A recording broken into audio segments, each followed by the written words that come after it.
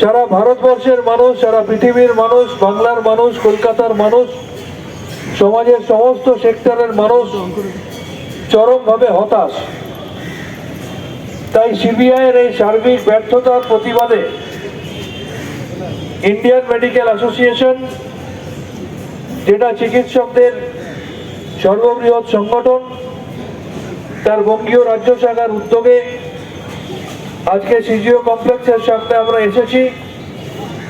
আমাদের দাবি 100 দিনেও বিচার নাই, অপদার্থ সিবিআই।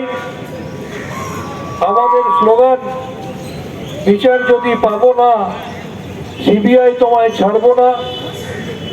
আমাদের স্লোগান, শুনে রাখো সিবিআই, শুনে রাখো সিবিআই, শুনে রাখো সিবিআই।